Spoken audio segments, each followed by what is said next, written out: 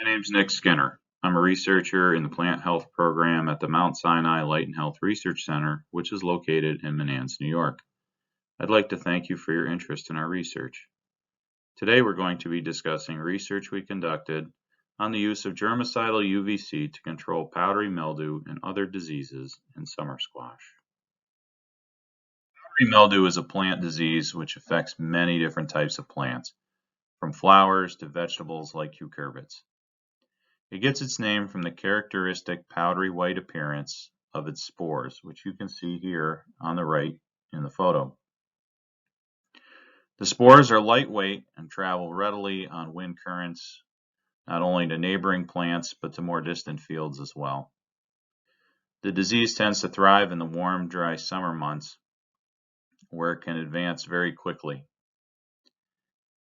Fungicide treatments are generally used and can be effective, but an increasing number of producers are reporting that the disease forms resistance to new products fairly quickly. Various crops have been successfully treated with UV, however, to control diseases like powdery mildew. Crops like grapes, strawberries, zinnias, so on are some examples. UV works by damaging the DNA of the pathogen after it is absorbed. This occurs in a more or less random way, and because of that, the pathogens are less likely to form resistance. There is, however, a repair mechanism which is triggered by the short wavelengths in the visible region of daylight. Because of this, treatment should be followed by a period of darkness, generally 4 hours or so, in order to be most effective by guaranteeing that the damage done to the DNA becomes permanent. An initial field trial was conducted in 2019 where we studied the use of UVC to control powdery mildew. UVC doses of 200 joules per square meter applied weekly were compared to weekly fungicide application and no treatment at all. It was found that UV provided control of powdery mildew, but its efficacy was less than that of the weekly fungicide treatments. Another important finding was that the mature, large foliage of the squash plants tend to block UV from penetrating deeply down to the base of the plants. The 2019 study laid the groundwork for the present research, which took place over the course of 2 years. In year 1, 2 studies were conducted, the first of which compared various doses and frequencies of UV application to a weekly application of conventional fungicide. Study 2 investigated the combination of UV with a weekly application of fungicide to determine whether or not UV offered any additional control above and beyond the fungicide program alone. In this slide, you can see the UV application device. In the photo on the left, it is positioned over a row of mature squash plants. The array of UV lamps is mounted to a high clearance tractor, which was originally a sweet corn topper, no longer needed by the farm. The photo on the right shows the underside of the UV hood, where you can see the UV lamps, fixtures, and reflective curtains, which shield nearby personnel from the UV and also bounce UV back into the hood. The goal of the first study of year 1 was to identify the optimum dose and frequency combination of UV and compare it to weekly fungicide applications. We applied 2 UV doses, 240 and 480 joules per square meter, each once or twice weekly. Again, this was compared to the grower's weekly fungicide program. UV doses were verified using a specially built UVC logger like the one shown in the photo. Weekly assessments of the foliar disease severity were performed by an extension expert. Here the results of Study 1 are presented in 2 ways. First, on the left, disease progress curves are shown from the point of disease onset. Second, on the right, the plot shows what is known as the area under disease progress stairs, or AUDPS, for the various treatments. AUDPS is a single figure which combines both the severity of the disease and the duration of its presence. The higher the number, the more severe the infection. It should be noted that the data presented on the plot to the right are normalized to weekly fungicide applications, which are assigned a value of 1. Values higher than 1 were more severe than the weekly fungicide applications, and values less than 1 are less severe. The key takeaways here were that in this study, fungicide reliably outperformed UV applications alone.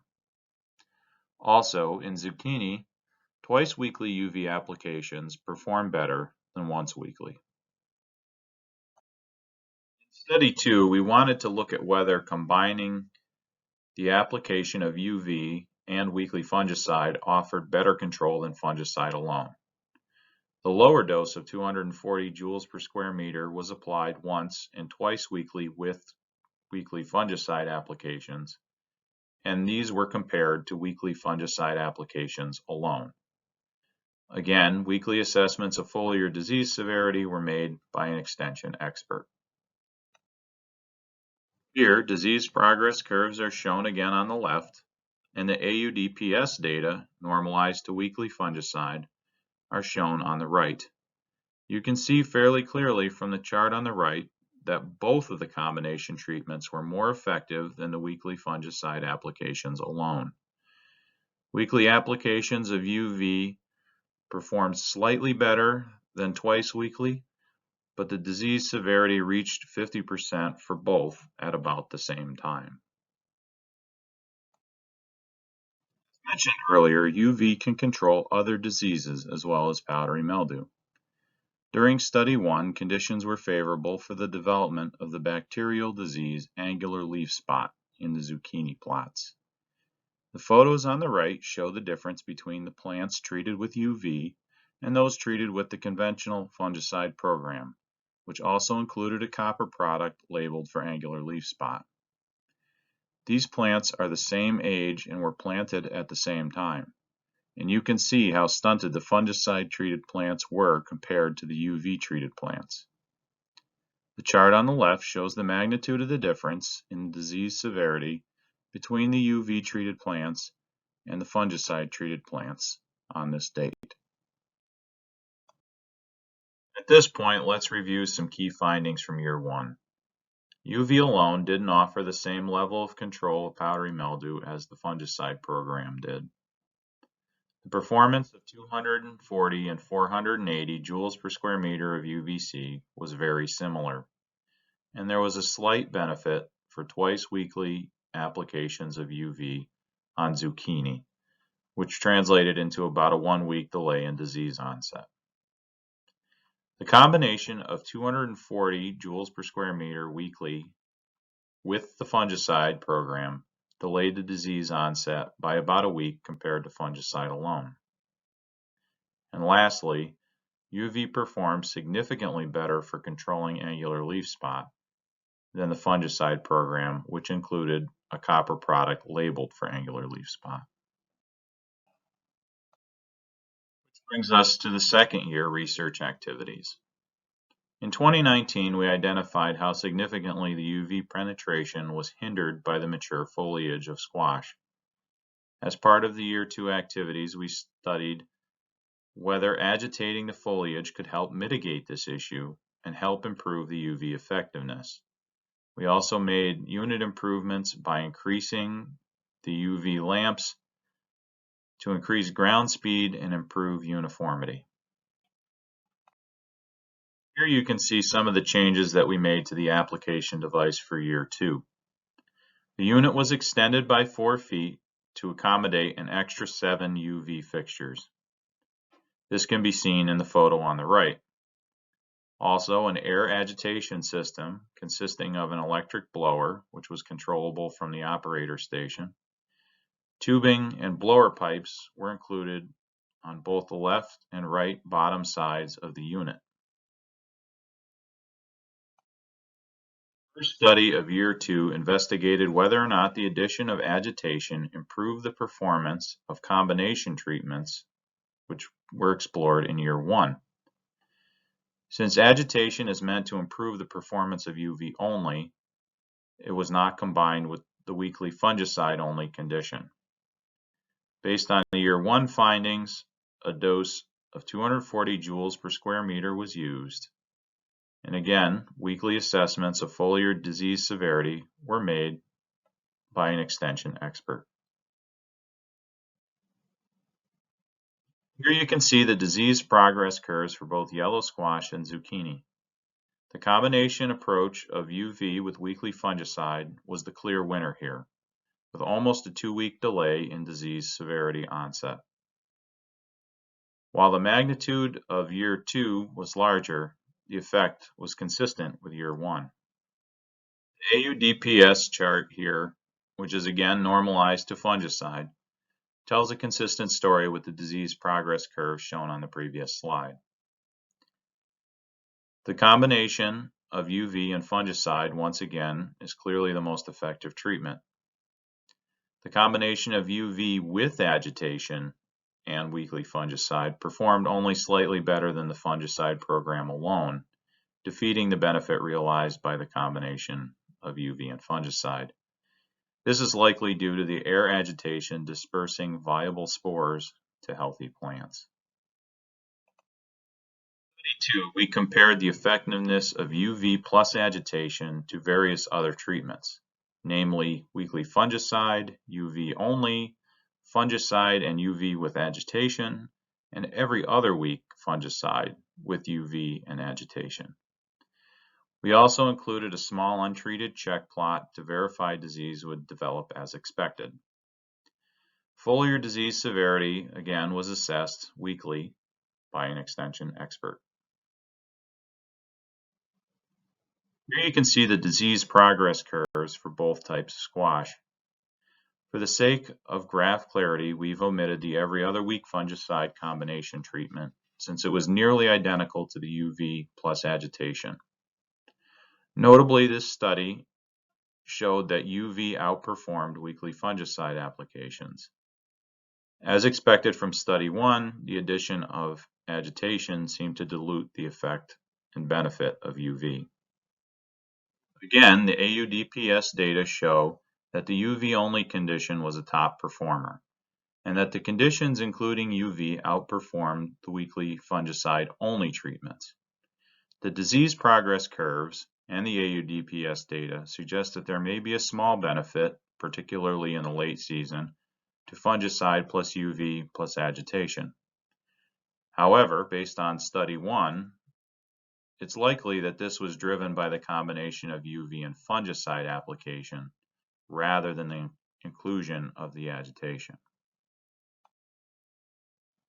One of the interesting findings of year 2 was that UV alone outperformed the grower's weekly fungicide program. There may be several reasons for this. One is that the weather patterns were much different between the 2 years. Year 1 had more frequent storms, providing the opportunity for fresh inoculum to arrive at the trial plots from other fields. Another factor was that different fungicides were included in the rotation between the 2 years. Finally, physical changes made to the treatment device, including the addition of more UV sources, allowed for a faster ground speed and subsequently a more uniform application of UV.